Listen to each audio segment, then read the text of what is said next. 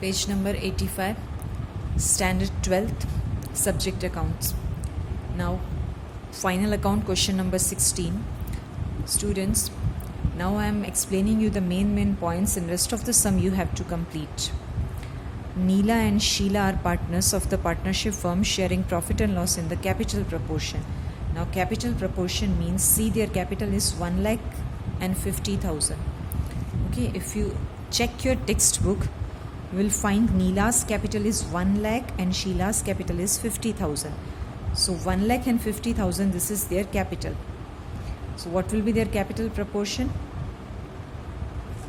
Okay, it will be C, 1 lakh and 50,000. That means it's 1:2, right? ये zeros आप commonly cut कर दो, इसमें 4 ज़ीरोस, इसमें 4 ज़ीरोस कैंसिल कर दो, बाकी क्या बचा? 5 और 10. That is the ratio is 10:5 बचा ना. I am doing the common method. 1 lakh is to 50,000. This is capital ratio. Ignore the common zeros. ये 4 zeros common ignore कर दो, बाकी बचा 10:5. 10:5 means 2:1. This is capital ratio.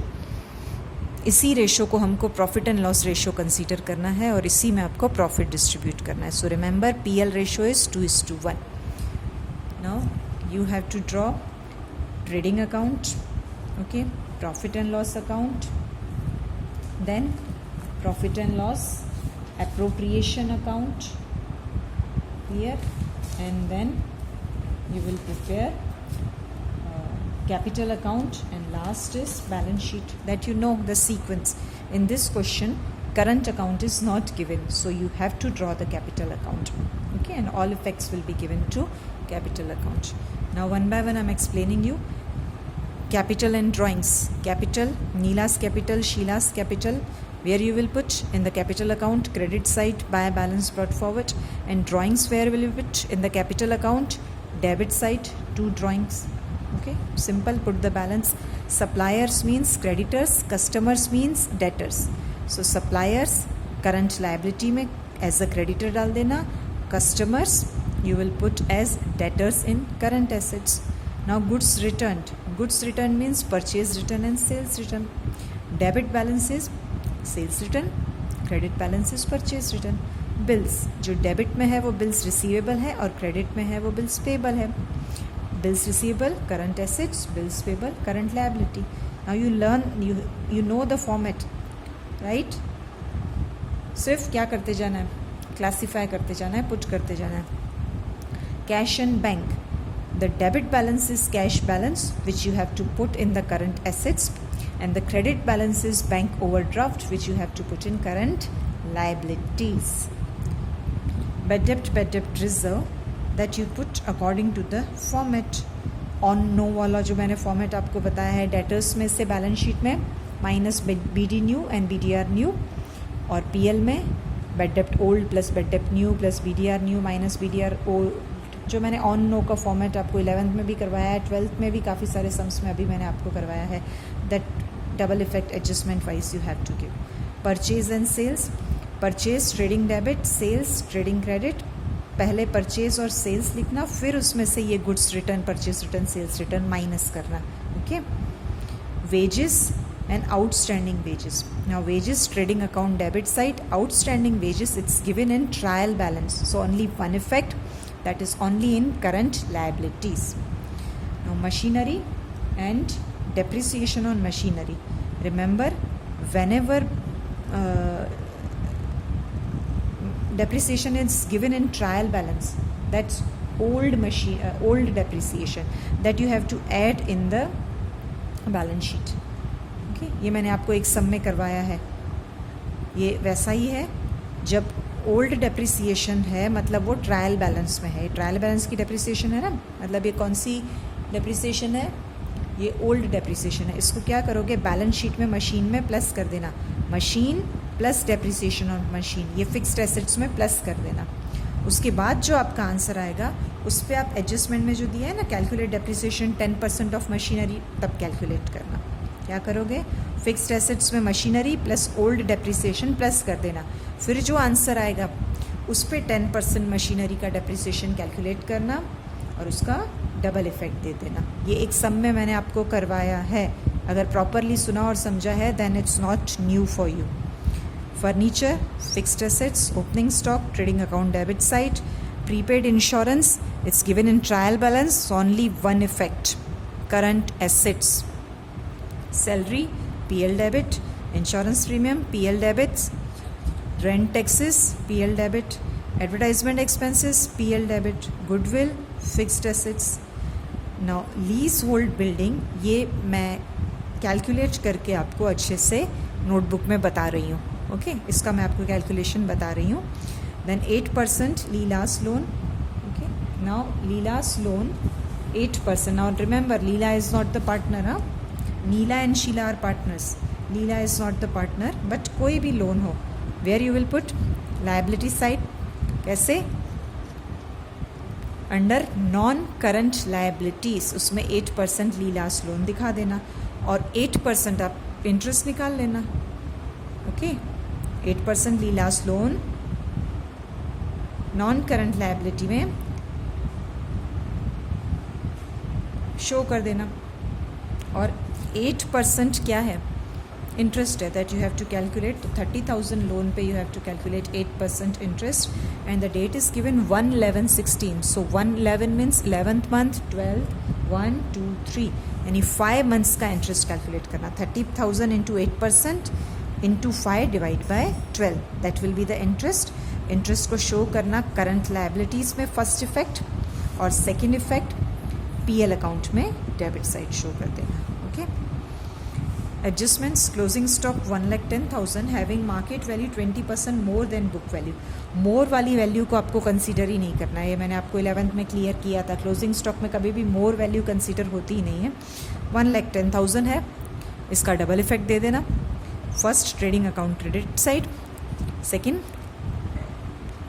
Current assets हो गया double effect. 6% interest is payable on partners capital, इसको PL appro में show करना।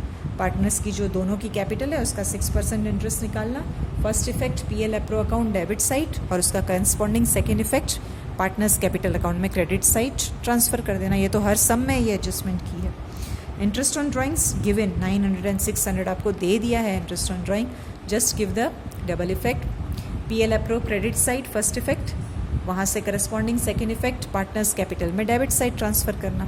ये तो हर सम में इंटरेस्ट ऑन कैपिटल और इंटरेस्ट ऑन ड्राइंग्स हमारा किया हुआ है, that's not new for you.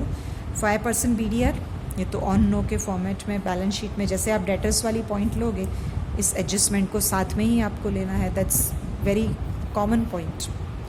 Outstanding expense, rent and salary, तो जो आउटस्टैंडिंग रेंट है उसको दिखाना PL में debit side, rent and taxes में प्लस कर देना, ओके। ये जो रेंट एंड टैक्सेस है ना, PL में डेबिट साइड शो करना इनसाइड, और उसमें वो आउटस्टैंडिंग रेंट प्लस कर देना, और आउटस्टैंडिंग रेंट का डबल इफेक्ट लाइबिलिटीज़ में।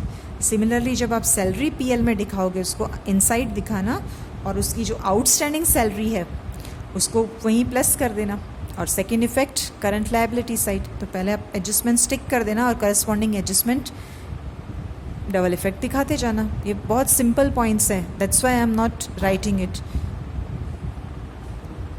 Okay. And last given 10% depreciation of machinery, जो मैंने आपको मशीनरी का एक्सप्लेन कर दिया है। 5% ऑन फर्नीचर, तो जब आप फर्नीचर फिक्स्ड एसेट्स में दिखाओगे उसी टाइम उस पर 5% फर्नीचर पे डेप्रिसिएशन कैलकुलेट करके then give the second effect to PL account debit side, okay. Now last point, leasehold building, that's important. Why? Because it's given for 5 years but the date is given 1/10/14।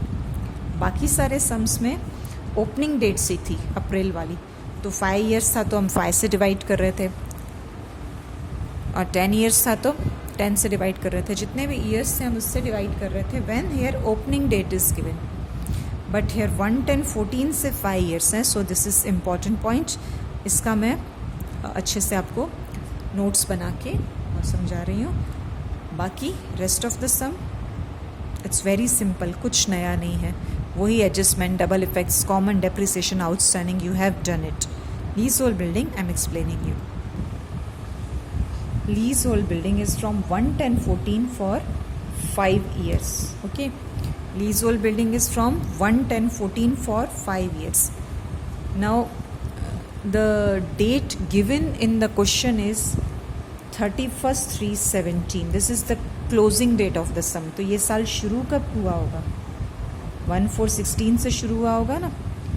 आपका जो सम का closing date है वो 31/3/17 दिया है. ये तो सम पूरा होने की डेट है, तो ये ईयर बिगिन हुआ होगा 1/4/16. 1/4/16 में ये साल शुरू हुआ है. लेकिन लीज होल्ड बिल्डिंग कब से है? 1/10/14 से है. लीज होल्ड बिल्डिंग कब से शुरू हुई है? 1/10/14. और आपका सम कब शुरू हो रहा है? 1/4/16. यहाँ तक का टाइम पीरियड हो चुका है ना. लीज होल्ड बिल्डिंग है 1/10/14 से, वहाँ से लेकर सम शुरू हुआ है 1/4/16. यहाँ तक का टाइम पीरियड बीत चुका है. तो if you will calculate, you will find 18 months have been passed. 18 months means 1.5 years have been passed. इतना टाइम बीत चुका है. Now this is for 5 years. Out of 5 years 1.5 years तो बीत चुके हैं, यानी अब बाकी कितना साल बचे? 3.5 साल. 5 साल की लीज होल्ड बिल्डिंग है, उसमें अब तक की डेट का 1.5 साल, तो जहाँ तक आपका सम शुरू हो रहा है वहाँ तक 1.5 साल बीत चुका है. सो 5 - 1.5 3.5 ईयर्स. यानी अब रिमेनिंग हमारे पास टाइम कितना है इस बिल्डिंग का? 3.5 ईयर्स. सो सिंपल, जो ये 14,000 है उसको 5 ईयर्स से डिवाइड नहीं करोगे, किससे डिवाइड करोगे? 3.5 ईयर्स से.